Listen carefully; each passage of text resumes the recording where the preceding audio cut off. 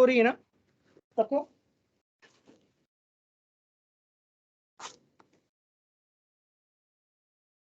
ठीक है, आज रिवीजन कर लेते हैं कि हमने क्या क्या अभी तक पढ़ा है। ठीक है,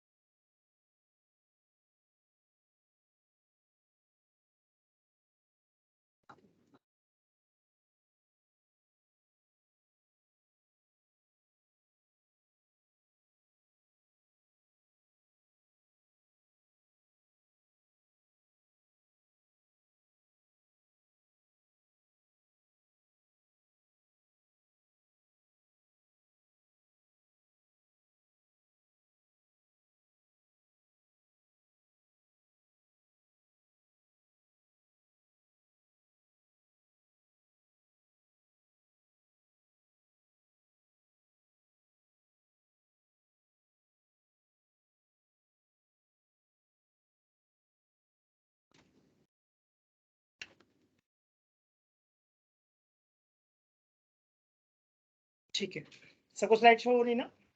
ठीक, तो हमारे चैप्टर का नाम क्या है? मैं बोलता हूँ इलेक्ट्रोस्टैटिक। बुक में क्या लिखा हुआ है? Electric charge and field. ठीक है, मैं इसको इलेक्ट्रोस्टैटिक बोलता हूँ। पानी नहीं पियोगे? ठीक है बेटा, तो चार्ज इलेक्ट्रो का मतलब क्या है? इलेक्ट्रो का मतलब चार्ज, और स्टैटिक का मतलब क्या है? इसका मतलब चार्ज कैसा है? रेस्ट। ठीक है ना? अगर चार्ज रेस्ट पे तो इस चैप्टर के बारे में हम पढ़ेंगे। अगर चार्ज मोशन में आ गया तो उसे क्या बोलते हैं? चार्ज अगर मूव करे तो उसे कुछ बोलते हैं? Electric current. वेरी गुड, कोई बोल रहा है जो हमने 10th क्लास में पढ़ा था, याद आ रहा है? Ohm's law, V equal to IR। Charge अगर मूव करता है तो उसको हम क्या बोलते हैं? Electric current. नहीं, जब किसी वायर में करंट फ्लो होती है तो क्या उसके आसपास मैग्नेटिक फील्ड आती है? सही बात बोली? तो क्या हम करंट से मैग्नेटिक फील्ड बना सकते हैं? ठीक बात बोली? उल्टा हो सकता है या नहीं? मतलब मैग्नेटिक फील्ड से करंट बना सकते हैं या नहीं? 10th क्लास में पढ़ा था एसी जनरेटर। जनरेटर समझते हैं? कॉइल को रोटेट करते हैं मैग्नेटिक फील्ड में, जिससे ईएमएफ और करंट बनता है, एसी, ऑल्टरनेटिंग करंट। तो मैं फिर से बोलता हूँ, मैंने बोला अगर चार्ज रेस्ट पे तो उसे क्या बोलोगे? इलेक्ट्रोस्टैटिक। चार्ज मोशन में तो उसे क्या बोलेंगे? Electric current. Very good. Current से क्या प्रोड्यूस होगी? Magnetic field. मैग्नेटिक फील्ड से क्या प्रोड्यूस कर सकते हैं? करंट। ठीक है ना? ये बात समझ में आती? तो फर्स्ट बुक को, जो 12th की हमारी फर्स्ट बुक, उसका नाम है इलेक्ट्रोडायनेमिक्स। जो मैं कहता हूँ इलेक्ट्रोडायनेमिक्स का मतलब है 1 to 8 चैप्टर्स हमारे चार्ज और चार्ज के इफेक्ट के बारे में। आई होप समझ में आया? इसलिए फर्स्ट चैप्टर बहुत ही ज्यादा इंपॉर्टेंट है, क्योंकि फर्स्ट चैप्टर जितना अच्छा समझ में आएगा, आगे चैप्टर तुमको बहुत ज्यादा आसान लगेंगे, बहुत जल्दी जल्दी कंप्लीट होंगे। तो इसका मतलब फर्स्ट चैप्टर बहुत ही ज्यादा इंपॉर्टेंट है। बेसिक बात बता रहे हैं क्या इसमें सारा, बाद में इसके एप्लीकेशन सीखेंगे। तो इलेक्ट्रोस्टैटिक में चार्ज कैसा है? रेस्ट पे। जब भी चार्ज सुनता हूँ मेरे दिमाग में दो बातें आती हैं। दो टाइप के चार्ज हैं, पॉजिटिव एंड नेगेटिव। तो देखो लिखा हुआ है positive charge and negative charge. अगर 2 पॉजिटिव चार्जेस हैं या 2 नेगेटिव चार्जेस हैं तो इनके बीच में क्या होगा? रिपल्शन। सही बात है? यानी लाइक चार्जेस क्या करेंगे? Repel. And unlike charges attract. सही बात है? तो क्या दिख रहा है? लिखा है मैंने,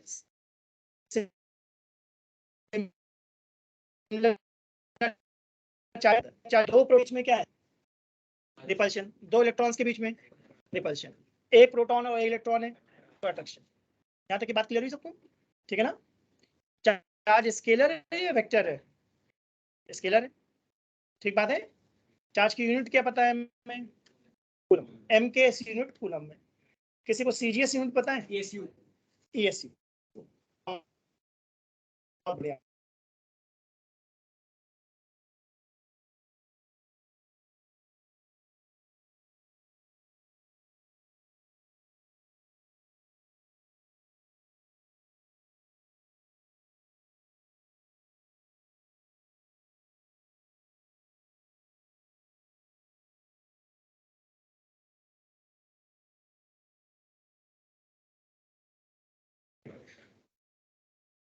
टाइम लिखा है 3 मिनट्स, तो मुझे दिखता है 3 × 60 सेकेंड।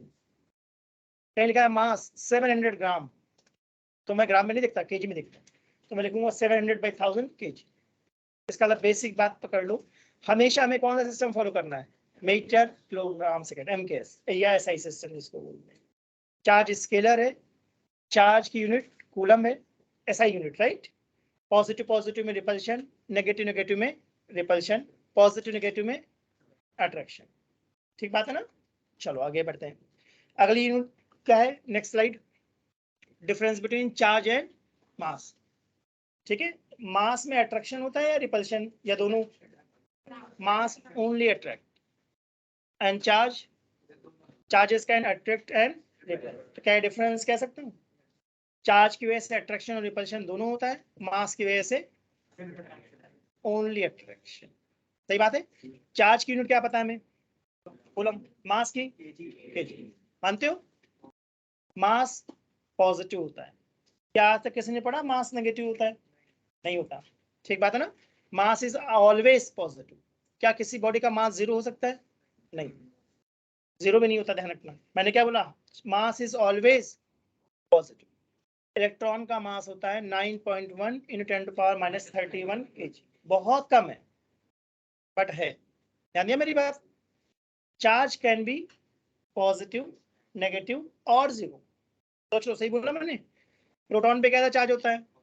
पॉजिटिव। इलेक्ट्रॉन पे नेगेटिव, और न्यूट्रॉन पे 0। यानी चार्जेस पॉजिटिव, नेगेटिव और 0 सब होते हैं, बट मासेस ओनली पॉजिटिव। सही बात बोली। अगर स्पीड बढ़ाएंगे तो हाई स्पीड पे मास बढ़ जाता है। पता तुम लोगों को ये बात? आइंस्टाइन ने एक फॉर्मूला बताया था, उस फॉर्मूले से हमें ये इंफॉर्मेशन मिलती है कि मास स्पीड पे डिपेंड करता है। हाई स्पीड वर्ड मैंने यूज करा। हाई स्पीड का मेरा मतलब है स्पीड ऑफ लाइट, 3 × 10⁸ मीटर/सेकंड के आसपास। कम है, बहुत ज्यादा है? तो अगर मेरा मास 70 kg है और मैं लाइट बन जाऊं। मैंने एक मूवी देखी थी, लूसी। देखी किसी ने? देखी है तो समझ जाओ मैं क्या बात बोल रहा हूँ। ठीक है, सिंपल शब्दों में मैं क्या बोल रहा हूँ, अगर मैं एक ऐसे एरोप्लेन में बैठ जाऊं जो लाइट की स्पीड से चलती, थॉर वाले प्लेन में। एवेंजर्स की मूवीज देखी किसी ने? तो एवेंजर्स में थॉर का कैरेक्टर समझते हो? तो वो ट्रेवलिंग करता नहीं करता? Doctor strange. थॉर समझ में आया मैंने क्या बोला? थॉर ट्रेवलिंग करता है नहीं करता? तो जो ट्रेवलिंग करता है जिस डिवाइस से, वो लाइट की स्पीड से तो चलता है। इसका मतलब मैं बोलना चाह रहा हूँ हाई स्पीड पे तुम्हारा मास बढ़ जाएगा, बट चार्ज पे कोई इफेक्ट नहीं पड़ेगा। ये बैकग्राउंड समझ में आता है? मैं क्यों एग्जांपल देता हूँ जिससे तुम्हें याद रहे। अच्छा, हाई स्पीड पे चार्ज पे कोई इफेक्ट नहीं पड़ेगा, मास पे इफेक्ट पड़ेगा, मास बढ़ जाएगा। चार्ज पे कोई इफेक्ट नहीं पड़ता, जिसको फिजिक्स की लैंग्वेज में एक वर्ड बोलते हैं, चार्ज इनवेरिएंट। ठीक है ना। इसका मतलब चार्ज पे स्पीड का इफेक्ट नहीं पड़ता। ये बात समझ में आती? चार्जेस पॉजिटिव, नेगेटिव, 0 सब कुछ हो सकता है, मास ओनली पॉजिटिव। मास कंजर्व्ड होता है, नहीं होता। ध्यान देना, मैंने क्या वर्ड यूज करा? Mass is not conserved. इसमें लोगों को कई बार डाउट आता है। मैं एग्जांपल समझाता हूँ अपनी बात को। मेरे पास 1 पेज है 10 ग्राम। ठीक, उस पेज को मैंने बंद कर दिया। बंद करने के बाद क्या कुछ रेसिड्यू बचेगा मेरे पास? ब्लैक कलर की ऐश। अगर पेज को बंद करेंगे गायब हो जाएगा या कुछ बचेगा? करके देख लेना, घर पे सब जानते हैं। सही बात बोल रहा हूँ। तो अगर मैंने एक पेज को बंद करा तो बंद करने के बाद कुछ तो बचेगा थोड़ा सा, उसका मास मेजर करा 1 ग्राम है। पेज का मास कितना था? 10 ग्राम। के बारे में मास खत्म हो गया ना एनर्जी में। कौन सी energy? Heat, light and sometimes sound also. क्या कभी कभी आवाज आती है बर्न होने की? सुनी किसी ने? वुड वगैरह में मैंने सुनी है, थोड़ा साउंड होता है, नेग्लिजिबल बट बहुत कम। इसका मतलब 10 ग्राम मास, थोड़ी देर बाद 1 ग्राम ऐश बन गया, तो बाकी 9 ग्राम कहाँ चला गया? एनर्जी में। इस कॉन्सेप्ट को आइंस्टाइन ने यूज करा था। पता था तुम लोगों को? एटम बॉम्ब वगैरह कुछ आइडिया है? 2 टाइप के बॉम्ब होते हैं ना, hydrogen bomb and atom bomb. तो एटम बॉम्ब में हम क्या यूज करते हैं? यूरेनियम। ठीक है, वो जब आगे डिस्कस करेंगे, न्यूक्लियर फिजिक्स पढ़ाऊंगा तो डिटेल में बताऊंगा। अभी मैं थोड़ा सा आइडिया दे दिया कि क्या हम मास को एनर्जी में कन्वर्ट कर सकते हैं, जिसका एक फॉर्मूला होता है ई। आई होप सबको फॉर्मूला पता है, वर्क पावर एनर्जी में था 11th क्लास में। E = mc²। तो मास कंजर्व होता है या एनर्जी बन सकता है? बन सकता है। इसका मतलब मास कंजर्व नहीं होता, बट चार्ज हमेशा कंजर्व होता है। ध्यान रखना, चार्ज हमेशा कंजर्व होता है। क्या ये डिस्टिंग्विशिंग फीचर है between charge and mass? Mass is not conserved, charge is conserved.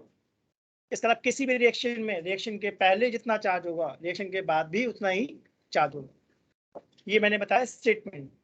अब इसका क्वेश्चन मैं कैसे पूछूंगा एग्जाम में, what is charge in this universe? बताओ भाई क्या आइडिया आ रहा है?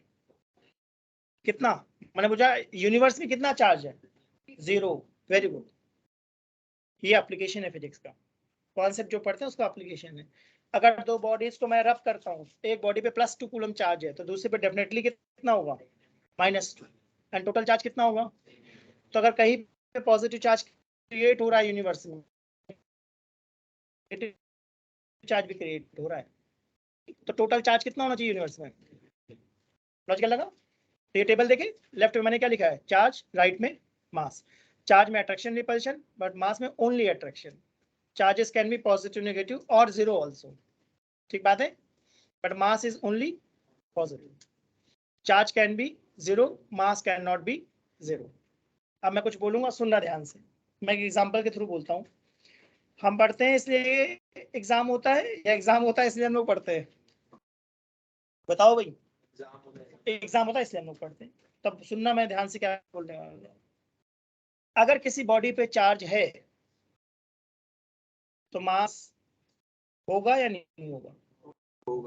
ऑप्शनल है या कंपल्शन है? अगर किसी बॉडी पे चार्ज है तो पक्का मास होगा ही होगा। सोच लो मेरी बात। पता नहीं, मैंने एक स्टेटमेंट बोला, a body charge then body may have mass, body must have mass. सही बात है।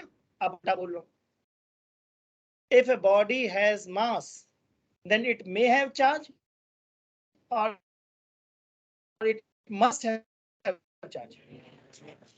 मैं सिंपल शब्दों में बोलना चाहता हूं, अगर चार्ज है तो पक्का मास है, पर वाइस वर्सा नॉट ट्रू। अगर किसी बॉडी पे मास है तो चार्ज हो भी सकता है और नहीं भी हो सकता। प्रोटॉन पे मास भी है और चार्ज भी है।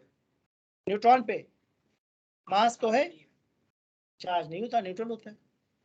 ठीक है, तो क्या ऐसा हो सकता है कि किसी बॉडी पे चार्ज है बट मास नहीं है? No, it is not possible. But ऐसा हो सकता है कि मास है बट चार्ज नहीं है। ठीक बात बोली? क्या ऐसा हो सकता है कि मास है और चार्ज भी है? पॉसिबिलिटी है, यस। Example proton.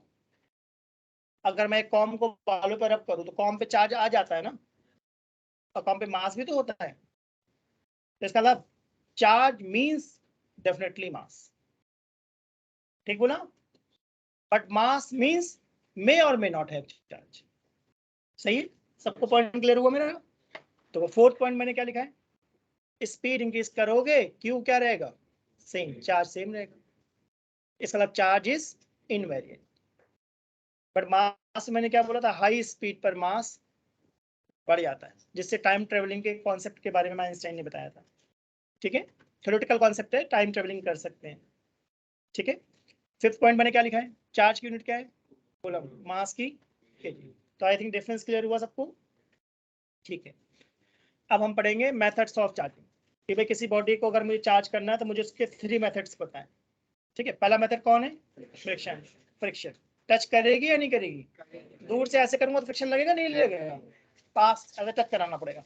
तो टच कराने पे कोई बॉडी इलेक्ट्रॉन लूज करेगी और दूसरी बॉडी इलेक्ट्रॉन जो लूज करेगी उस पे, बेटा सामने देखो, बेटा सामने, जो लूज करेगी उस पे पॉजिटिव चार्ज, जो गेन करेगी उस पे। ठीक है ना? फॉर एग्जांपल मेरे पास एक सिल्क का क्लॉथ है और एक ग्लास रॉड है। ठीक है ना? एक मेरे पास ग्लास रॉड है और एक मेरे पास मान लो सिल्क का क्लॉथ है। ठीक है ना? मान लो ये सिल्क का है, दोनों को मैंने रब कर दिया। ठीक है ना? मान लिया किसका, ये ग्लास का और ये सिल्क का। 5 मिनट्स तक मैंने खूब रब कर। उसके बाद एक डिवाइस होती है, उस डिवाइस को बोलते हैं हम गोल्ड लीफ इलेक्ट्रोस्कोप। उस डिवाइस का काम होता है चेक करना किसी बॉडी पे चार्ज है या नहीं। उस डिवाइस के पास मैं लेके गया, तो अगर मैंने इनको रब कर रखा है काफी देर तक तो क्या इन पे चार्ज आ सकता है? ठीक है, एक्सपेरिमेंटली देखा गया कि ग्लास पे कैसा चार्ज आया? पॉजिटिव। मतलब ग्लास ने इलेक्ट्रॉन को क्या करा है? लूज करा है, डोनेट करा। Very good. और सिल्क पे कैसा चार्ज आया? नेगेटिव। इसका मतलब इलेक्ट्रॉन गेन करा। प्रोटॉन कभी भी ट्रांसफर नहीं होते, protons are highly bound. Inside nucleus. I hope everybody know. Proton का ट्रांसफर नहीं करा सकते हम, किसका ट्रांसफर कराते हैं? इलेक्ट्रॉन। तो अगर इन दोनों का मास एग्जैक्टली सेम था initially before rubbing, exactly same मैंने वर्ड यूज करा है, रब करने के बाद मैंने मास मेजर करा, तो एग्जैक्टली सेम होगा या मास में थोड़ा डिफरेंस आया होगा? थोड़ा डिफरेंस आया होगा। ग्लास पे पॉजिटिव चार्ज है तो इसका मास क्या हो गया होगा? कम हो जाएगा। सिल्क पे कैसा चार्ज है? तो इसने थोड़े से इलेक्ट्रॉन गेन कर लिए, तो गेन कर लिए तो इसका मास बढ़ गया। लॉजिकल बात बोली। तो मैंने क्या लिखा? By friction electron transfer from one body to other body. जो भी बॉडी इलेक्ट्रॉन गेन करेगी उस पर क्या चार्ज आएगा? नेगेटिव। जो भी बॉडी इलेक्ट्रॉन लूज करेगी उस पर क्या चार्ज आएगा? पॉजिटिव। पॉजिटिव का मतलब electron lose and mass reduce या मास लूज, ऐसा दिखा दो। ठीक। जो नेगेटिवली चार्ज बॉडी है, electron gain and mass also gain slightly.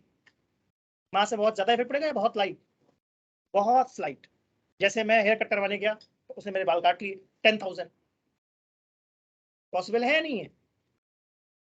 हम बहुत सारे हेयर होते हैं ना, उसने काट लिए 10,000 हेयर। अब जो उसने 10,000 हेयर काट दिए उससे मेरे जो मास था बहुत ज्यादा इफेक्ट पड़ा या बहुत कम? इसका मतलब मैं हेयर कट करवाने से पहले अपना मास मेजर करके जा रहा हूँ, हेयर कट करवाने के बाद आके मेजर कर रहा हूँ। अगर बहुत ही सेंसिटिव डिवाइस है मास मेजर करने वाली तो वो दिखा देगी कि आपकी बॉडी का मास 5 ग्राम कम हो गया। सही बात बोली। नॉर्मल डिवाइस में तो पता भी नहीं चलेगा हमें। सही बात बोली। इसका मतलब जो पॉजिटिव उसका मास स्लाइटली कम हुआ है, बहुत कम, मतलब बहुत अच्छी डिवाइस से मेजर करोगे तभी मालूम होगा, नॉर्मली पता ही नहीं चलता। ठीक है ना। तो ऐसे क्वेश्चन आएंगे, पूछेगा कितना मास कम हुआ है बताओ, पूछेगा ऐसा एग्जाम में। टेस्ट में मैंने ऐसे क्वेश्चन डाले हैं। तो मैं आइडिया दे देता हूँ। अगर एक हेयर का मास m है और कितने हेयर्स मैंने दे दिए 10,000, तो मेरा मास कितना कम हो गया? 10,000 m। लॉजिक समझ में आया? अगर एक ग्लास रॉड है जिसने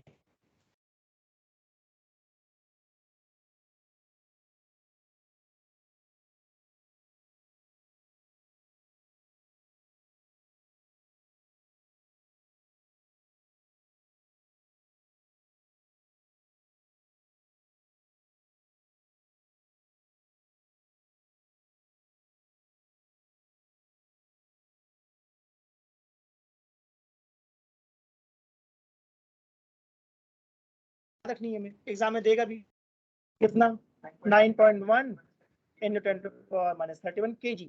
हमेशा हमें kg लेना है। ठीक बात बोली मैंने।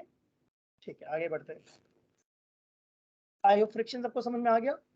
फ्रिक्शन आया ना। ठीक है, तो इसके एप्लीकेशन देखते हैं फ्रिक्शन के।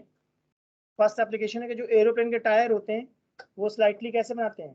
कंडक्टिंग। जब एरोप्लेन उड़ता है तो एयर की वजह से फ्रिक्शन लगता है, जिससे क्या होता है? चार्जेज आ जाते हैं एरोप्लेन की बॉडी पे। अगर किसी ने शॉक लगा, किसी ने टच कर लिया तो उसे बहुत तेज शॉक लगेगा, क्या ज्यादा हैप्पी बर्थडे हो जाएगा उसका उस दिन। समझ में आया मैंने क्या बोला? फैटल शॉक, डेथ भी हो सकती है, इसका मतलब डेंजरस है। तो एयरलाइंस वालों को ये प्रॉब्लम ना है, इसलिए वो क्या करते हैं, एरोप्लेन के जो टायर बनाते हैं वो स्लाइटली कंडक्टिंग बनाते हैं। Normally rubber is bad insulator, but aeroplane में जो टायर यूज करते हैं उनका रबर स्लाइटली कंडक्टिंग होता है, जिससे क्या फायदा होता है, एरोप्लेन की बॉडी पे जो भी चार्ज आया है वो ग्राउंड पे चला जाए। ठीक। ये कॉन्सेप्चुअल क्वेश्चन है जो एग्जाम में पूछते हैं। सेकंड मैंने क्या लिखा है? CNG truck. तो सीएनजी ट्रक के अंदर क्या भर रखी है मैंने? सीएनजी। ठीक। सीएनजी ट्रक को भरा गया है सीएनजी अहमदाबाद में और भेजा गया है दिल्ली। 400-500 किलोमीटर जब चल रहा है, और ट्रक तो मेटल के होते हैं, तो क्या एयर फ्रिक्शन से मेटल की बॉडी पे चार्ज आ सकता है? अगर चार्ज आ गया तो स्पार्क हो सकता है क्या? घर में हम लोग स्विच लगाते कई बार स्पार्क नहीं होता। अगर स्पार्क हो गया और सिलेंडर के अंदर क्या रखी है? सीएनजी, तो सीएनजी में तो आग लग जाएगी और ब्लास्ट हो जाएगा। इसका मतलब डेंजरस है क्या? इसलिए उन ट्रक्स के पीछे क्या कर देते हैं, मेटल की चेन लगा देते हैं, जिससे कि जो भी चार्ज आ रहा है वो तुरंत ग्राउंड पे चला जाए, अर्थिंग हो जाए, और जिससे स्पार्क या फायर या ब्लास्ट। ये ऐसी बातें एक बार भी तुमने अगर ध्यान से सुन लिया और आफ्टर 8 मंथ्स भी एग्जाम में क्वेश्चन में आया तो लिख पाओगे नहीं लिख पाओगे? है ना, एक्सपोजर वाली बात है कि सही चीज पढ़ी है या नहीं पढ़ी है। okay. उसके बाद मैंने सेकंड मेथड बताया। फर्स्ट मेथड क्या था? फ्रिक्शन, चार्जिंग बाई फ्रिक्शन, अगर बॉडीज को रब करोगे तो फ्रिक्शन की वजह से चार्ज आता है, ठीक है ना। अगर नाइट में तुम लोग ब्लैंकेट्स को रब करो डार्क में, तो तुमको ब्लैंकेट में थोड़ा सा लाइट दिखाई पड़ेगी। देखा कभी किसी ने ऐसा? नाइट में बिल्कुल डार्क हो और ब्लैंकेट हो, विंटर्स में नॉर्मली होता है, उन पे अपना हाथ जल्दी रब करो, या टेडी बेयर वगैरह पे, तो टेडी बेयर का जो फर होता है तुम्हें उसमें लाइट दिखाई पड़ेगी, मैंने देखी हुई है, तुम लोग चाहो तो करके देख लेना। तो लाइट समझ में आ रहा है क्या है? स्पार्क है, वो पॉजिटिव नेगेटिव चार्ज मिलता है जिससे लाइट बनती है। इसका मतलब रब करने से बॉडीज पे क्या हो जाता है? चार्ज हो जाता है, ठीक है। जैसे हॉर्स के पैर देखे सबने, तो वो नॉर्मल होते हैं, उनके नीचे कुछ लगाते हैं, नाल बोलते हैं उसे, जो मुझे पता है। देखा किसी ने हॉर्स शू? समझते हो? तो अगर तुम लोग किसी तांगा को देखो रात में चलता हुआ है, दिन में तो नहीं दिखेगा, मैंने रात में देखा हुआ, जब तांगा चलता है तो जब घोड़ा चलता है रोड पर, तो उसके पैर में क्या लगा हुआ है? मेटल। और रोड कैसी है? हार्ड। तो जब वो चलता है फ्रिक्शन से स्पार्क दिखता है, मैंने देखा है। आई हो सबको समझ में आया? ठीक है, पूछो बेटा।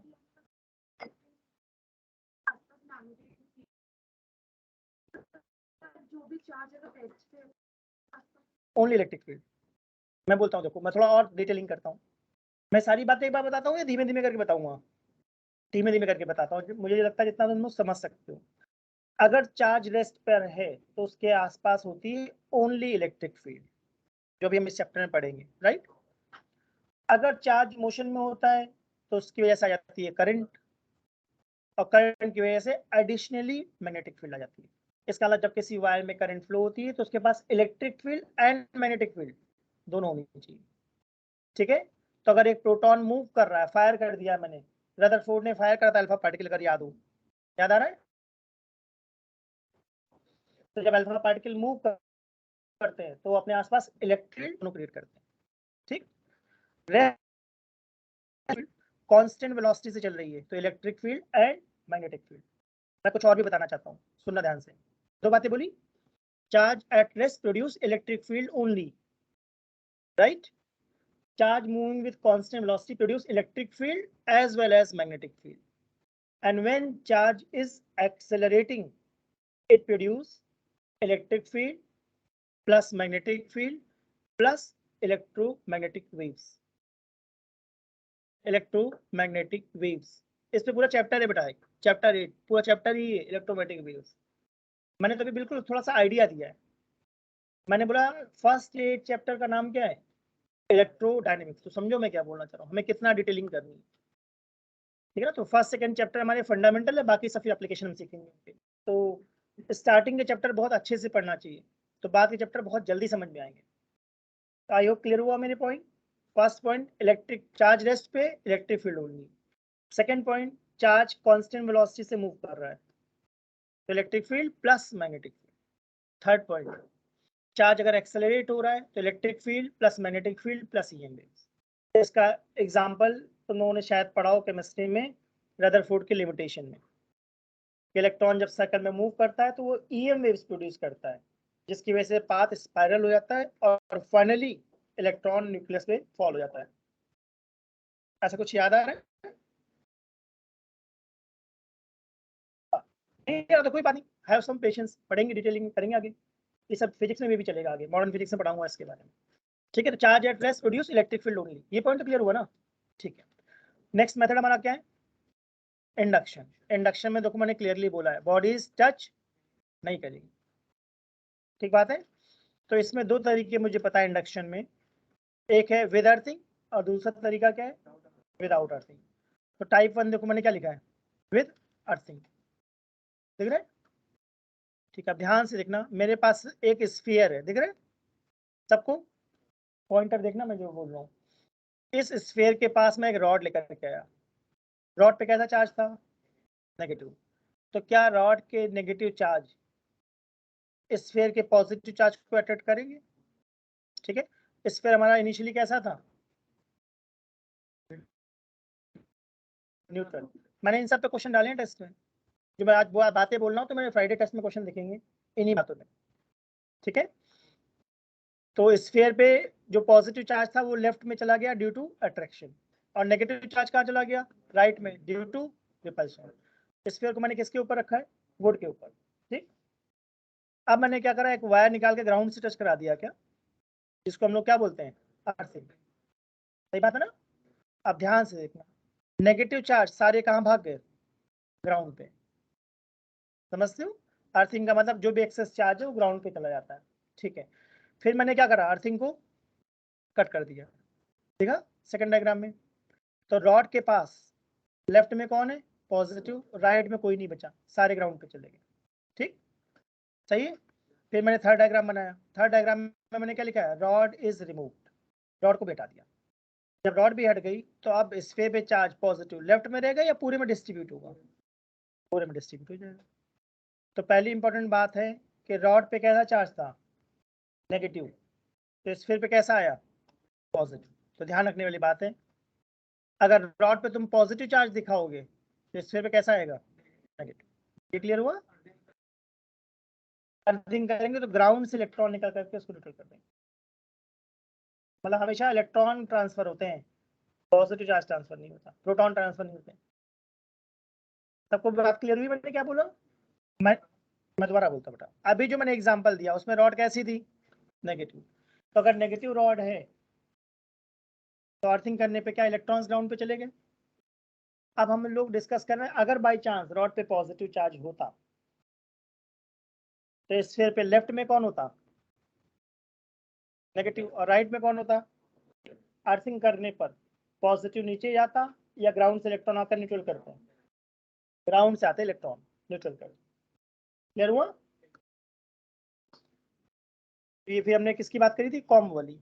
ये कॉम्ब पे अगर हम हेयर पे रब करते हैं, ड्राई हेयर पे, तो कॉम्ब पे कैसा चार्ज आ जाएगा, पॉजिटिव, बाई चांस मैंने एग्जांपल लिया पॉजिटिव, ठीक है ना। तो नोट में देखो मैंने क्या लिखा है, Q on sphere equal to minus Q on rod. इसका मतलब जो भी रॉड पे चार्ज आएगा उसका उल्टा चार्ज किस पे आएगा, स्फीयर पे, सही। इसका एक फॉर्मूला होता है, मैंने लिखा है देखो, Q इंड्यूस्ड, क्यू आई मतलब Q induced equal to minus Q naught 1 minus 1 by K. इसके को हम बोलते हैं डाई इलेक्ट्रिक कॉन्स्टेंट, जिसका आइडिया तुम लोगों को अब हो गया है। Dielectric constant is F naught by F M, सही बात है ना। मतलब बहुत सारे फॉर्मूले हैं उसके, एटलीस्ट एक फॉर्मूला तो याद रखो, राइट। तो मैंने बोला dielectric constant is F naught by F M, जो मुझे पता है। इससे और भी बहुत सारे फॉर्मूले बनेंगे, ठीक है, 4-5 फॉर्मूले बनते हैं। क्यू नॉट है जो स्फीयर पे चार्ज था, सॉरी रॉड पे चार्ज था, और क्यू आई कौन है, जो स्फीयर पे चार्ज इंड्यूस करवाया हमने, ठीक है। देखो यहाँ पे ये बात समझ में आई ना सबको, मैंने क्या बोला। तो देखो ये केस भी हमने डिस्कस करा है, तो रॉड पे कैसा चार्ज है, पॉजिटिव, तो स्फीयर पे कैसा आएगा, लेफ्ट में नेगेटिव, राइट में पॉजिटिव। तो पॉजिटिव नीचे गए, ये इलेक्ट्रॉन ग्राउंड से आए, दिखाया हुआ इलेक्ट्रॉन ग्राउंड से आए, ठीक है, न्यूट्रलाइज कर दिया। उसके बाद हमने क्या करा, अर्थिंग को कट, देन रॉड को रिमूव, ठीक है, ठीक है ना। क्यू नॉट रॉड पे चार्ज,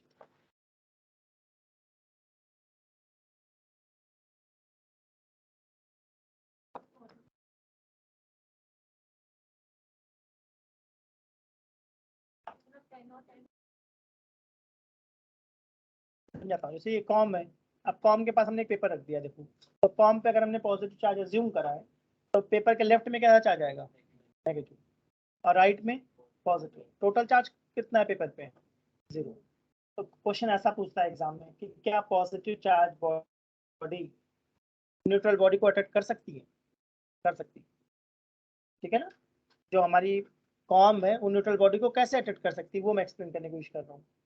तो मेरे दिमाग में तो 2 आइडिया आ रहे हैं, तुम लोग दिमाग में क्या आइडिया आ रहा है बताओ। ठीक है, वेरी गुड, एक आइडिया ये हो गया। दूसरा आइडिया, मेरा क्वेश्चन क्या था, क्या positively charge rod small bits of paper which is neutral को अट्रैक्ट कर सकती है। एक कॉन्सेप्ट तुमने बताया, भी डिस्कस करेंगे। मेरे दिमाग में 2 कॉन्सेप्ट आ रहे हैं, एक और आ रहा है, किसी और के दिमाग में आ रहा है दूसरी बात। हाँ वो तो वही हो गया, पहला आइडिया ये। दूसरा आइडिया क्या हो सकता है, क्या मास के ऐसे अट्रैक्शन नहीं हो सकता। क्वेश्चन ये था कि कॉम पेपर को अट्रैक्ट करती है, राइट। तो 2 पॉसिबिलिटी, एक पॉसिबिलिटी है मास की वजह से भी तो अट्रैक्शन होता है, अलग बात है, नेग्लिजिबल होता है, 0 तो नहीं होता ना। समझो मेरी बात को, मैं क्या बोलना चाह रहा हूँ। ठीक है ना। अगर मैं कोई ऐसे प्लेस पे रख दूं जहाँ पे फ्रिक्शन क्या हो, 0, एयर ना हो, वैक्यूम हो, तो अटैक कर लेगा, कॉम दूर से खींच लेगी। ऐसा होगा? क्यों नहीं खींचेगा? Vacuum means no air, vacuum does not means no force. सोचो मेरी बात। मैंने एक नासा का एक्सपेरिमेंट देखा था, शायद तुम्हें वो दिखाया भी था मैंने, नहीं दिखाया? पेपर वाला दिखाया क्या अभी? एक मिनट को देखता हूँ, नहीं दूसरा एक्सपेरिमेंट था, एक मिनट ढूंढने देना, एक्सपेरिमेंट पड़ा हुआ दिखा देता हूँ तुम लोगों को।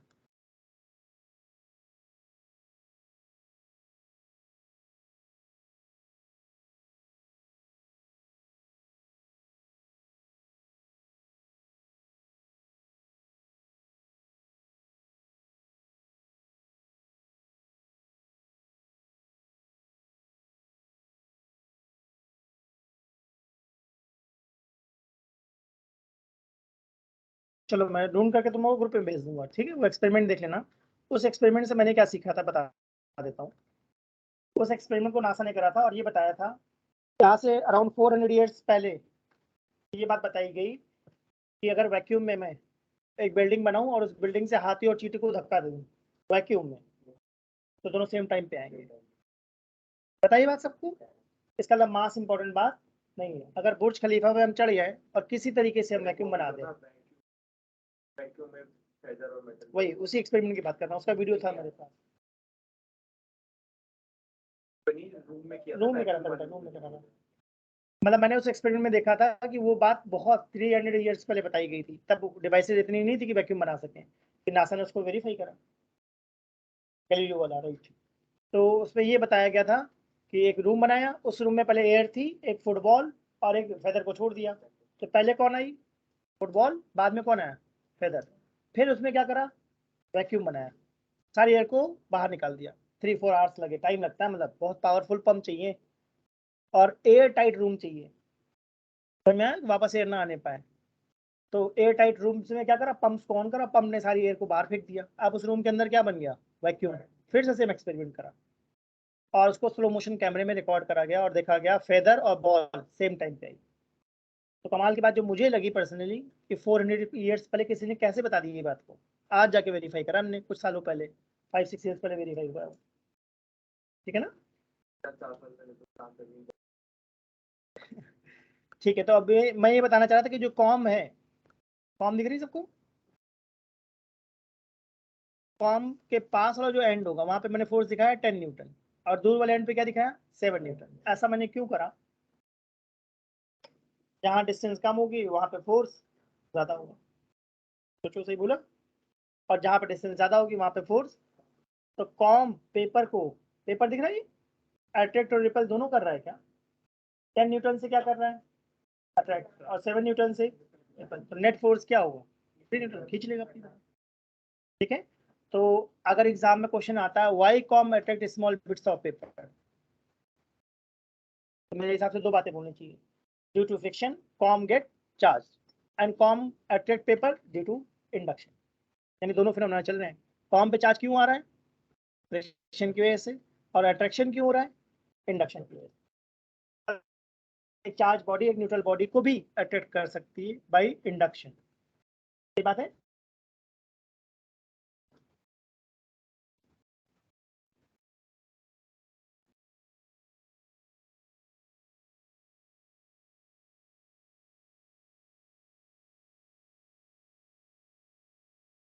डिस्टेंस की वजह से।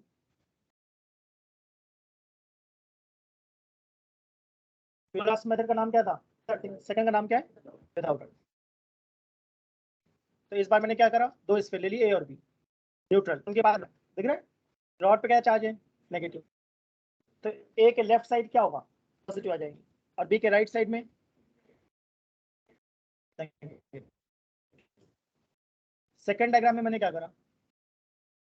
ए और बी टच कर रहे थे फर्स्ट डायग्राम में, सेकंड में आते ही ए का पॉजिटिव, बी में अट्रैक्शन, फ्लो क्यों टच नहीं कर रहे, राइट। लास्ट डायग्राम में मैंने क्या करा? ए को लेफ्ट मोस्ट डाल दिया, लार्ज गैप। तो जब लार्ज गैप होगा तो इनके बीच में इंटरेक्शन मिनिमम हो जाएगा, नेग्लिजिबल। ठीक बात बोली? तो ए पे charge positive charge uniformly distribute होगा और बी पर नेगेटिव। तो मैं ऐसे पढ़ाता हूँ, कंडक्टर्स कौन होते हैं? नॉर्मली सभी लोग बोलते हैं कंडक्टर्स का मतलब जिसमें करंट आसानी से फ्लो हो जाए, राइट? ठीक है ना? मैं दूसरा एस्पेक्ट बोलता हूँ, अगर कंडक्टर पे मैं चार्ज डालूंगा तो चार्ज रुकेगा या पूरी सरफेस पे डिस्ट्रीब्यूट हो जाएगा? इस पे क्वेश्चंस मिलेंगे एग्जाम में, इन पे क्वेश्चंस मिलेंगे। कंडक्टर की क्या खास बात है? कंडक्टर के किसी भी एंड पे तुमने चार्ज डालना शुरू करा, चार्ज ऑटोमेटिकली डिस्ट्रीब्यूट हो जाएगा। सरफेस पे मैंने वर्ड यूज करा है, वॉल्यूम पे नहीं। सरफेस पे यूज करा है, इसका मतलब जब भी चार्ज डालोगे, चार्ज हमेशा मेटल की आउटर सरफेस पे होता है, जिससे हम कॉन्सेप्ट डिफाइन करते हैं सरफेस चार्ज डेंसिटी। बताया कभी इसके बारे में? Surface charge density is charge upon area. बड़ा ये नोट्स मिल जाएंगे, ठीक है, सारे नोट्स मिल जाएंगे, बस सुनो मेरी बात आराम से, सारे नोट्स मिल जाएंगे। चाहता हूँ मेरी बात को सुनो, जो मन में डाउट है मुझसे पूछो, नोट्स तो सारे मिल जाएंगे, अभी दे दूंगा, व्हाट्सएप कर दूंगा। तो मैं बोलना चाह रहा हूँ का मतलब है करंट आसानी से फ्लो हो जाती है, राइट? ये तुमने कौन सा एस्पेक्ट सोचा? करंट वाला। अभी हम कौन सा चैप्टर पढ़ रहे हैं? इलेक्ट्रोस्टैटिक, चार्ज वाला। तो चार्ज का व्यू मैंने क्या दिया? अगर मेरे पास एक मेटल की बॉटल है और उसके बॉटल के टॉप पे मैंने चार्ज रख दिया, तो चार्ज टॉप पे रहेगा या पूरे डिस्ट्रीब्यूट हो जाएगा? सरफेस पर, वॉल्यूम पे नहीं। इसका मतलब चार्ज सिर्फ आउटर सरफेस पे होता है, अंदर नहीं जाएगा मेटल के। ध्यान दिया?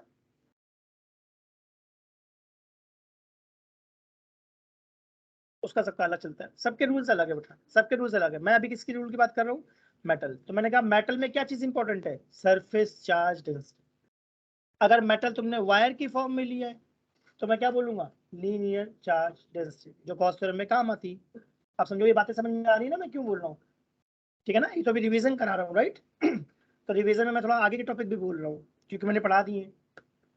तो अगर मेरे पास एक वायर है और वायर मेटल का है, तो उस पर चार्ज दूंगा तो क्या होगा? चार्ज डिस्ट्रीब्यूट होगा लेंथ पे। तो मैं बोलूंगा linear charge density lambda equal to charge upon length. अगर तुमने कहा नहीं सर वायर मत लो, स्फीयर लो, तो वॉल्यूम लूंगा या एरिया लूंगा? एरिया। सोचो मैंने क्या बात बोली। तुम्हारे पास एक गोल्ड का स्फीयर है, मैंने कहा लाओ देखूं जरा कैसा स्फीयर है, मैंने कभी देखा नहीं, मैंने उसके ऊपर चार्ज डाल दिया। तो जो चार्ज मैंने डाला गोल्ड के स्फीयर पे, वो चार्ज स्फीयर के अंदर जाएगा या सरफेस पे रहेगा? तो एरिया देखेंगे, वॉल्यूम नहीं देखेंगे। समझो मेरी बात को सुनो ध्यान से, नहीं तो एग्जाम में गड़बड़ हो जाएगा। तो क्वेश्चन बनाएगा इंटेंशनली, जानबूझ के बोलेगा सॉलिड गोल्ड स्फीयर, साफ साफ बोलेगा। तो मैंने बोला सॉलिड गोल्ड स्फीयर में चार्ज स्फीयर के अंदर होगा या सरफेस पर? इसका अंदर सरफेस चार्ज डेंसिटी काम की बात है, वो चार्ज अपॉन एरिया। यहाँ पर भी सरफेस पे होगा, ठीक बात है ना? अगर ये नॉन मेटल है जिसमें करंट, नॉन मेटल समझते हो, जिसमें करंट पास नहीं होगा, उसमें चार्ज सरफेस पे भी हो सकता है, अंदर भी हो सकता है। जहां चार्ज डालोगे वहां चार्ज रहेगा। अगर मेरे पास एक बॉटल है जिसका लोअर पार्ट मेटल का है और कैप प्लास्टिक की, सुनना मेरी बात ध्यान से, लोअर पार्ट कैसा है? मेटल का, और कैप कैसी है? मैंने प्लास्टिक कैप पर चार्ज रख दिया, तो चार्ज कैप पे ही रहेगा या पूरी बॉटल में फैल जाएगा? कैप पे ही रहेगा। इसका मतलब नॉन मेटल की जो मैं व्यू सोचता हूँ, दो बातें सोचता हूँ। नॉन मेटल जिसमें करंट आसानी से फ्लो नहीं होगा, और दूसरी खास बात, जितना चार्ज जहां रखूंगा चार्ज रुका रहेगा, डिस्ट्रीब्यूट नहीं होगा। ठीक है ना?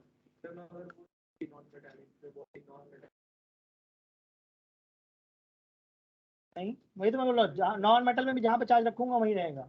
जैसे मान लो मेरे पास एक स्फीयर है प्लास्टिक का, ग्लोब है, ग्लोब मान लें, जो हम लोग ग्लोब यूज करते हैं घर में, वो कैसे प्लास्टिक के तो होते हैं वो, देखा सबने, बॉल होती है उसके ऊपर पोस्टर लगा देते हैं। अब मैंने क्या करा, उस स्फीयर के ऊपर थोड़ा सा चार्ज रख दिया राइट साइड में, तो चार्ज पूरे ग्लोब में फैल जाएगा या राइट साइड में ही रहेगा? डिस्ट्रीब्यूट नहीं होता, जहाँ रखोगे वहीं रहेगा, ये बोलना चाह रहा हूँ। ठीक है? अब लास्ट हमारा क्या है? Charging by conduction. इन पे क्वेश्चन आता है चार्जिंग बाई कंडक्शन में, मतलब कूलम्स लॉ वाले क्वेश्चन भी बनते हैं, और अभी नेक्स्ट चैप्टर है पोटेंशियल, वहां पर तो बहुत सारे क्वेश्चन बनेंगे। तो फिजिक्स में पूछता है हमेशा एप्लीकेशन, बढ़िया वाला एप्लीकेशन पूछता है। और एप्लीकेशन में एक कॉन्सेप्ट लगते हैं या कई बार दो तीन कॉन्सेप्ट लगाने पड़ते हैं? दो तीन कॉन्सेप्ट लग जाते हैं कई बार। इससे सारी बातें ध्यान से सुनो। मैंने बोला चार्जिंग के 3 मेथड्स मुझे पता है, जो मुझे पता है वो बता रहा हूँ। पहला मैंने बताया फ्रिक्शन, दूसरा बताया इंडक्शन, लास्ट बता रहा हूँ कंडक्शन। कंडक्शन का मतलब है दो स्फीयर हैं, दोनों को मैंने क्या करा, टच करा दिया, ठीक है ना।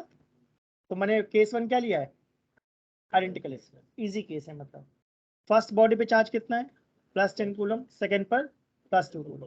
बहुत ज्यादा चार्ज है, होता नहीं है, बस समझाने के लिए मैंने ले लिया है। ए और बी की रेडियस कितनी है, R एंड R, दिख रही सबको, ठीक है। तो मैंने बोला Q initial equal to Q1 final equal to Q2 final. इसका क्या मतलब हुआ, चार्ज कंजर्व रहेगा, पढ़ा था ना हमने, ठीक है। और आइडेंटिकल है तो दोनों आधा आधा चार्ज बांट लेंगे, जितना भी टोटल चार्ज है उसका हाफ हाफ डिस्ट्रीब्यूट होगा। ध्यान देना मेरी बात, मैंने बोला टोटल चार्ज को हाफ हाफ बांट लेंगे क्योंकि रेडियस सेम है, ठीक है ना। तो ए और बी पे मिलाकर कितना चार्ज है टोटल, 12, तो आधा आधा बांट लेंगे। तो ए पे कितना हो जाएगा 6 और बी पे कितना हो जाएगा। तो ए ने क्या करा, चार्ज लूज करा है, देखो ध्यान से, कितना 4 कूलम, और बी ने क्या करा है, गेन करा है 4 कूलम। इनिशियली कितना चार्ज था ए प्लस बी, 12। फाइनली कितना चार्ज है ए प्लस बी, 12। देख लो, इनिशियली था 10 + 2, फाइनली है 6 + 6। तो मैंने क्या बोला था, in any reaction whether it is chemical reaction और न्यूक्लियर रिएक्शन और any reaction, total charge before reaction should be equal to total charge after reaction. ये फिजिक्स का फंडामेंटल लॉ है। कंजर्वेशन के 4 लॉज हैं फिजिक्स के, जिनको फंडामेंटल लॉ कहते हैं। फंडामेंटल समझते हो ना, इसका मतलब बाकी सब कुछ इससे चलेगा। पहला फंडामेंटल लॉ क्या है कंजर्वेशन का, कंजर्वेशन ऑफ एनर्जी, पता है सबको, energy can neither be created nor be destroyed. दूसरा कंजर्वेशन लॉ क्या है, फिजिक्स के लॉज पूछ रहा हूँ मैं, फिजिक्स के फंडामेंटल लॉज। फर्स्ट है कंजर्वेशन ऑफ एनर्जी, सेकंड है कंजर्वेशन ऑफ चार्ज। मास नहीं होता बेटा, मास को मना करा मैंने, कंजर्वेशन ऑफ मास कोई लॉ नहीं है फिजिक्स में। पहला है कंजर्वेशन ऑफ एनर्जी, दूसरा है कंजर्वेशन ऑफ चार्ज, तीसरा है कंजर्वेशन ऑफ लीनियर मोमेंटम। जब हम बुलेट को फायर करते हैं, बुलेट आगे जाती है तो गन पीछे जाती है, याद है रिकॉइलिंग वाला। लास्ट है कंजर्वेशन ऑफ एंगुलर मोमेंटम, ठीक है, एंगुलर मोमेंटम याद आ रहा है। इसका मतलब मैं बताना चाह रहा हूँ फिजिक्स में कंजर्वेशन, हमारे कंजर्वेशन लॉस 4 है जो हमेशा चलेगा, फेल नहीं हो सकता, एनीवे फेल नहीं हो सकता, ठीक है। तो आई होप सबको समझ में आ गया कि ए और बी पे फाइनली चार्ज कितना है, 6 मतलब टोटल को आपस में डिस्ट्रीब्यूट कर लिया, ठीक है। मैं अभी छोड़ रहा हूँ ये एग्जांपल्स जो कराया मैंने, ठीक है। केस 2 मैंने क्या बताया, स्फीयर्स ऑफ डिफरेंट साइज, एक छोटा स्फीयर एक बड़ा स्फीयर है। तो मैंने देखो यहाँ एक फॉर्मूला लिखा और ये इंपॉर्टेंट फॉर्मूला है, न्यूमेरिकल में काम आएगा। Q1/Q2 इक्वल टू R1/R2, यानी जो रेडियस का रेशियो वही चार्ज का रेशियो, ठीक है।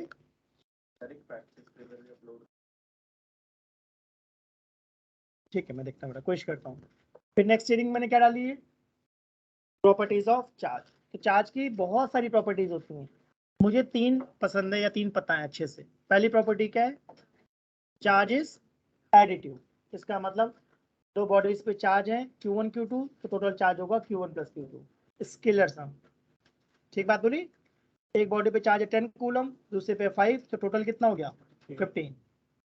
स्केलर सम का मतलब समझ में आया, सीधा ऐड करना है बट साइन लेना है। फिजिक्स से मुझे 2 टाइप के सम पता है, scalar sum and vector sum. Charge कौन है, स्केलर, तो स्केलर सम लगाऊंगा। फोर्स कौन है, वेक्टर सम लगाऊंगा। फोर्स इज वेक्टर, तो अगर 2 फोर्स तुम मुझे बताओगे तो मैं तो वेक्टर सम का फॉर्मूला लगाऊंगा, √a² + b² + 2ab cos phi। याद आ रहा है वेक्टर वाला। और स्केलर में मैंने क्या बोला, एक पे चार्ज Q1 है, दूसरे पे Q2 है, तो total Q1 + Q2 direct add करना है विद साइन, ठीक है। ये चार्ज की फर्स्ट प्रॉपर्टी मैंने बोली। सेकेंड प्रॉपर्टी क्या है, चार्जेस कंजर्व। मैंने बोला ये तो फंडामेंटल लॉ है, फिजिक्स का फंडामेंटल लॉ है कि चार्ज हमेशा क्या होगा, कंजर्व। जितना चार्ज बिफोर रिएक्शन है उतना ही चार्ज आफ्टर रिएक्शन, ठीक है ना। ठीक है, अब थर्ड है चार्ज इज क्वांटाइज, ये वेरी इंपॉर्टेंट, ये इंपॉर्टेंट है, ठीक है। मैंने जो तुम लोगों को टेस्ट बनाया अभी सब्जेक्टिव बनाया है, फिर नेक्स्ट वीक में मैं ऑब्जेक्टिव टेस्ट लूंगा। जैसे एक टेस्ट में बनाऊंगा चार्ज पर, एक टेस्ट बनाऊंगा मैं कूलम्स लॉ पर, एक टेस्ट बनाऊंगा इलेक्ट्रिक फील्ड पर, एक टेस्ट बनाऊंगा आप कुछ भी आ सकता है बेटा, अपनी तरफ से तैयार करके रखो। इन टेस्ट का एम क्या है? इन टेस्ट का एम ये कि तुमको 10 में से मान लो 8 क्वेश्चन आते हैं और 2 नहीं आते, तो जो 2 नहीं आते वो मुझसे सीख लो। टेस्ट के बाद तो डिस्कस करूंगा ना मैं, जो आता है बहुत बढ़िया, जो नहीं आता मुझसे सीख लो। ट्रेनिंग है बेटा, आज जो मेहनत करोगे एग्जाम में उसका फायदा नजर आएगा। सही बात है ना? ठीक है, तो चार्ज इज क्वांटाइज्ड, मैंने देखो लिखा है 1 मार्क 2 मार्क 3 मार्क, मतलब हर टाइप का क्वेश्चन बनता है। तो चार्ज इज क्वांटाइज्ड का स्टेटमेंट क्या है, कोई बता सकता है? It is always a charge is always a discrete whole number. पहले फार्मूला देखते हैं। चार्ज इज क्वांटाइज का मतलब है किसी भी बॉडी पे जो चार्ज होगा Q, वो हमेशा क्या होगा, E 2E 3E 10E। तुमने कहा कुछ इलेक्ट्रॉन दे दो, तो मैं कहूँगा ठीक है 10 ले लो, 11 ले लो, 12 ले लो। तुमने कहा नहीं 5.5 इलेक्ट्रॉन दे दो, तो मैं कहूँगा नॉट पॉसिबल। ध्यान दिया मेरी बात? इलेक्ट्रॉन्स जब भी किसी बॉडी को गेन या लॉस होते हैं वो हमेशा इंटीजर होते हैं। इंटीजर का मतलब 1 2 3 4 5 6 7 8, डेसिमल में या फ्रैक्शन में नहीं होते। 5.25 इलेक्ट्रॉन दे दो, मैं कहूँगा भाई नहीं दे सकता। 5000 दे दो, यस नो प्रॉब्लम, बट 5.25 11.5 नहीं दे सकते। आई हो सबको मेरी बात समझ में आई? 7/3 इलेक्ट्रॉन दे दो, नॉट पॉसिबल। ठीक, तो मैंने लिखा है Q is equal two plus minus any. तो Q हमारा कौन है, चार्ज। E कौन है, minimum charge. Electron word use नहीं करा मैंने, E मैंने इलेक्ट्रॉन नहीं बोला, मैंने E बोला क्या चीज़ है, मिनिमम चार्ज या बेसिक चार्ज, जिसकी वैल्यू कितनी है 1.6 × 10⁻19। पॉजिटिव का मतलब क्या है, इलेक्ट्रॉन लूज। नेगेटिव का मतलब क्या है, इलेक्ट्रॉन गेन। एन कौन है, इंटीजर, मतलब 1 2 3 4। तो इसका स्टेटमेंट क्या बोलना चाहिए मुझे, when if a body has charge Q then it must have integral multiple of electrons। Electrons हमेशा क्या होंगे, इंटीग्रल मल्टीपल। इंटीग्रल मल्टीपल समझ पा रहे हो, इंटीजर, इंटीजर बोलना चाह रहा हूँ, ठीक है। Number of electrons transferred must be integral multiple of basic charge. जो भी इलेक्ट्रॉन्स ट्रांसफर हुए गेन या लूज वो हमेशा क्या होंगे, इंटीग्रल मल्टीपल। तुमने कहा सर एक नोट दे दो मुझे 100 की, मैं कहूँगा ठीक है ले लो। तुम करो नहीं आधी नोट दे दो 100 की, समझो मेरी बात को। तो क्या मैं आधी नोट दूंगा तुम्हें? अगर हाफ करके दे दी तो गड़बड़ है ना तुम्हारे कोई काम आएगी ना मेरे काम आएगी। ऐसा तो नहीं कि 100 के 2 पार्ट कर दिए तो 50-50 रुपए हो गए, फिर तो बेकार हो गई नोट ना वो। इसका मतलब जो भी नोट देंगे वो पूरी पूरी नोट देंगे, लॉजिकल। वैसे जब भी इलेक्ट्रॉन का ट्रांसफर होगा वो पूरा पूरा होगा, मतलब 1 2 3 ऐसा, ठीक है। चलो फिर आगे बढ़ते हैं, ठीक है। तो यहाँ मैंने मेटल्स के बारे में बोला ना, करंट इजिली पास होगी, कंडक्टिविटी हाई होगी, रेजिस्टिविटी लो होगी। इन सबको हम बहुत डिटेल में पढ़ेंगे, चैप्टर है पूरा इनके ऊपर। करंट इलेक्ट्रिसिटी एक चैप्टर है पूरा हमारा, ये तो एक बेसिक आइडिया दे रहा हूँ, ठीक है। इंसुलेटर्स कौन है, जिनका रेजिस्टेंस कैसा होगा, हाई कंडक्टिविटी। एग्जांपल सबको पता है, ग्लास, प्लास्टिक, रबर, राइट। तो यहाँ मैंने कुछ लिखा है क्यू स्टे, इसका अलग, जब इंसुलेटर पे चार्ज डालूंगा तो डिस्ट्रीब्यूट नहीं हो, जहाँ रखोगे वहीं रखा रहेगा, ठीक है।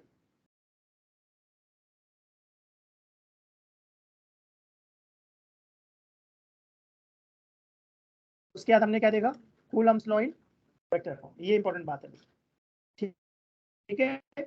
ध्यान से देख लो सब लोग, इनकी वीडियोस मैंने अपलोड कर दी है यूट्यूब पे। मान लो कोई डिटेल में देखना चाहता है लेक्चर्स को तो वहाँ यूट्यूब से देख लो। ये तो मैं ब्रीफिंग कर रहा हूँ, राइट, सब कुछ याद करवा रहा हूँ कि ऐसा है। तो कूलम ने बताया कि फोर्स का फॉर्मूला क्या होता है, K/Q2/r², स्केलर फॉर्म, ठीक है। K/Q2/r², scalar form. अगर वेक्टर फॉर्म में लिख रहे हैं तो देखो क्वेश्चन फर्स्ट को, क्वेश्चन फर्स्ट में मैंने क्या करा है, K/Q2/r², साथ में क्या लिख दिया है, r कैप, ठीक है। न्यूमेरिकल्स में हम लोग नॉर्मली वेक्टर फॉर्म फॉलो करते हैं या स्केलर, स्केलर। चाहो तो वेक्टर फॉलो कर सकते हो, it is your call, my choice, ठीक है। इसमें मैंने बहुत इंपॉर्टेंट बात लिखी लास्ट में, देखो मैंने कुछ लिखा है F12 = -F21। तो 11 क्लास में पढ़ाया था न्यूटन थर्ड लॉ में, action and reaction are equal and, मैंने ये बात लिखी है न्यूटन्स थर्ड लॉ और कूलम्स लॉ में कोई रिलेशन है? कूलम्स लॉ कहता है Q1 Q2 पे फोर्स लगा रहा है, Q2 Q1 पे फोर्स लगा रहा है।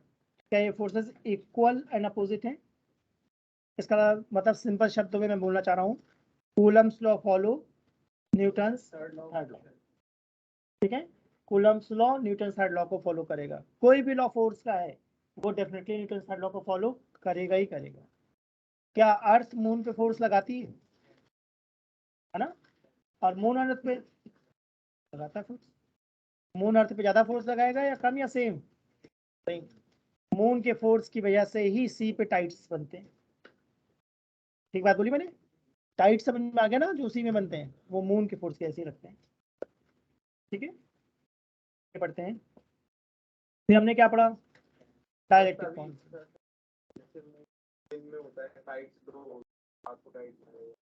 हाँ बेटा ये होता है। मैं तुम्हें एक और आइडिया देता हूँ, बड़ा अच्छा आइडिया, सुनना मेरी बात ध्यान से, सुनना मेरी बात ध्यान से, मैं बोलना क्या चाह रहा हूँ, समझना। जैसे हमें मून दिख रहा है नाइट में, तो इसका मतलब मून अभी हमारे स्काई पे है, राइट?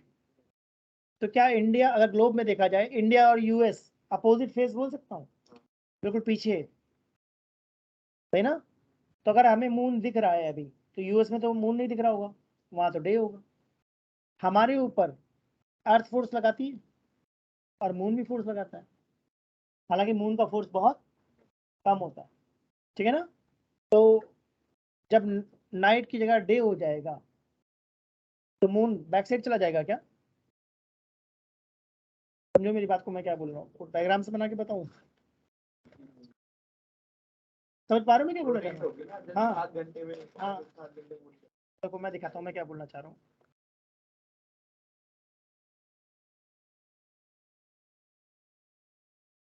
देखना ध्यान से, मैं कुछ आइडिया देना चाह रहा हूँ। सबको और दिख रही है? देखो और देखिए, ये कौन है? मून। ये कौन है? हम लोग है। सही। तो अभी जो मून फोर्स लगा रहा है और जो अर्थ फोर्स लगा रही है, अपोजिट डायरेक्शन में है क्या? देखो ध्यान से, देखा? अब 12 आवर्स के बाद मून इधर चला गया क्या? अब अर्थ का फोर्स और मून का फोर्स सेम डायरेक्शन में है क्या? देखो मैं क्या बोलना चाह रहा हूँ। नाइट में मून दिख रहा है हमें, डे में मून होता है नहीं होता? अच्छा रुको, मतलब बस एक आइडिया वाली बात बेटा, इससे कुछ आएगा नहीं एग्जाम में, इसलिए मैं ज़्यादा डिटेल में नहीं जाना चाह रहा, बस एक आइडिया देना चाह रहा हूँ कि नाइट में जो मून है हमारा, दिख रहा है सबको?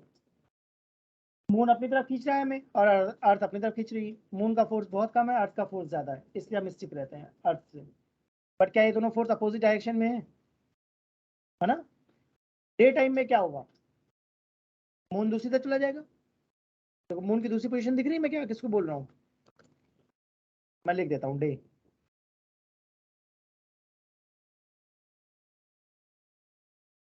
ठीक। तो अब डे टाइम में क्या मून फोर्स लगा रहा होगा हमारे ऊपर? लगाता तो होगा फोर्स। अब जो फोर्स लगा रहा है मून और अर्थ, क्या सेम डायरेक्शन में है? तो इसका मतलब जो हमारा मास है या जो हमारा वेट है, मास तो रहेगा, वेट पे इफेक्ट आएगा? आता है। बहुत ज्यादा या बहुत कम? अगर बहुत सेंसिटिव डिवाइस है मेरे पास तो वेट में डिफरेंस फील हो जाएगा, डे में अलग होगा नाइट में अलग होगा। ठीक है, मैंने बस एक आइडिया दिया तुम लोगों को, राइट? चलो आगे जल्दी से बढ़ते हैं। डायरेक्ट्रिक कांस्टेंट है F naught by F F. दूसरा फॉर्मूला है epsilon M by epsilon naught. तीसरी बात, नो यूनिट नो डायमेंशन। सही। देखते जाओ, सब लिखा हुआ है सामने, बस देखते जाओ, सुनते रहोगे याद हो जाएगा तुमको। मेटल्स के लिए इनफाइनाइट, ठीक है ना? देखो लिखा हुआ है, मेटल्स के लिए इन्फिनिटी, वैक्यूम के लिए 1, 1 से कम नहीं हो सकता, वाटर के लिए 80, 80 और 81, राइट?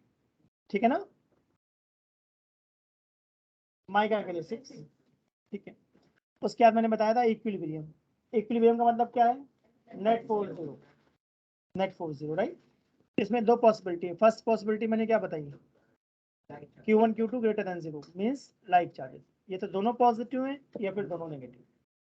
तो इसमें मैंने एक इंपॉर्टेंट बात लिखी है जो मैंने क्वेश्चन कर करके सीखी है, बुक में नहीं लिखा होता है सब। मैंने सीखा क्या, मैंने लिखा है then put test charge Q0 between Q1 and Q2।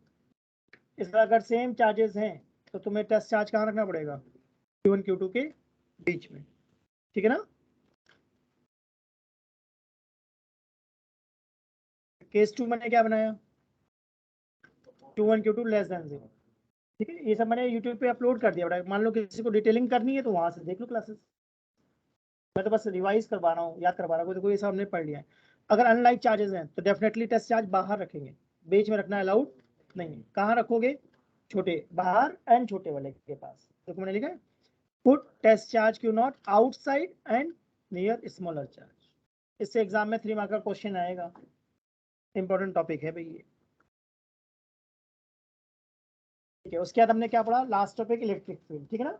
आज इलेक्ट्रिक फील्ड तक बताऊंगा। तो इलेक्ट्रिक फील्ड सुनते मेरे दिमाग में पहला फॉर्मूला क्या आता है, F/Q0 या KQ/R²। कैसी क्वांटिटी है, वेक्टर, यूनिट न्यूटन पर कूलम, सही है। उसके बाद फिजिकल सिग्निफिकेंस में मैंने क्या बताया, फोर्स का फॉर्मूला बन जाता है इससे, F=Q0E। दिख रहा है, ग्राफ बनाया कोई E वर्सेस R का। इस शेप को क्या बोलते हैं, रेक्टेंगुलर हाइपरबोला। रेक्टेंगुलर हाइपरबोला बेटा, रेक्टेंगुलर हाइपरबोला देख लो, पैराबोला नहीं है, बोला होता है रेक्टेंगुलर हाइपरबोला। फिर एप्लीकेशन में मैंने क्या बताया, इलेक्ट्रिक फील्ड को लगा करके हम 1D वाले क्वेश्चन सॉल्व कर सकते हैं। 11th क्लास में जो हम 1D वाले क्वेश्चन सॉल्व करते थे, क्या उसमें स्मॉल g यूज करते थे। अब 12th क्लास में क्या यूज करना है, A=QE/M, दिख रहा है। बाकी सारा तरीका सेम है। उसके बाद फिर क्या मैंने प्रोजेक्टाइल मोशन लगा दिया, 11th क्लास में था, show that path of projectile is parabola, कुछ याद आ रहा हो, y=x tan theta minus half gx² upon u² cos² theta, ऐसा कुछ बनाते थे। तो वैसे यहाँ पर भी आता है कि अगर चार्ज पार्टिकल को फायर करोगे इलेक्ट्रिक फील्ड में, जो मैंने फायर करा दिख रहा है, तो इसमें y की वैल्यू क्या आ जाएगी, QE x² upon 2m u0²। इसका मतलब इसका पाथ कैसा है, पैराबोलिक, ठीक है। ये रिजल्ट नहीं चाहिए मुझे, कॉन्सेप्ट चाहिए। रिजल्ट तो याद ही नहीं रहेगा, तुमको लगता है 10 मंथ्स बाद याद रहेगा तुम्हें ये फॉर्मूला। कॉन्सेप्ट बेटा, कॉन्सेप्ट पकड़ो जो मैं बोलता हूँ, एग्जाम में कॉन्सेप्ट से क्वेश्चन बनेंगे, फॉर्मूले तो सब भूल जाओगे, कॉन्सेप्ट पकड़ोगे, बेसिक बात कहाँ से सोचते हैं। उस टाइम बस टाइम टी सिंपल टाइम, ए पॉइंट से बी पॉइंट तक जाने का, एक्स डिस्टेंस ट्रेवल करने का। थर्ड मैंने लिखा है milk and oil drop experiment, very important है। इसका एक सिंपल कॉन्सेप्ट, ड्रॉप को हमें सस्पेंड करवाना है, यानी QE को किसके इक्वल डालना है, M। बस इतनी सी बात से क्वेश्चन बन जाएगा, राइट, ठीक है। उसके बाद हमने क्या करा है, सिंपल पेंडुलम लगा दिया है। तो जिस डायरेक्शन में इलेक्ट्रिक फील्ड है, पॉजिटिव चार्ज पे फोर्स उसी डायरेक्शन में लगता है, इसलिए मैंने फोर्स यहाँ किधर दिखा है, राइट साइड में, दिख रहा है। टेंशन के 2 कंपोनेंट है, T cos थीटा है, T cos थीटा mg को बैलेंस करेगा, T sin थीटा QE को बैलेंस करेगा। डिवाइड कर दो, थीटा आ जाएगा, और इसका करके ऐड कर दो, टेंशन आ जाएगी, ठीक है। यहाँ तक मैंने करा दिया, बाकी जो बचा तुम लोग खुद से ट्राई करो, ठीक है ना। मैंने बोला अगली क्लास में जो टेस्ट होगा वो कहाँ तक का टॉपिक डाला मैंने, डाइपोल फ्लक्स के पहले तक का। और किसी को डाउट पूछना है तो रुक जाओ, मुझसे पूछ लो।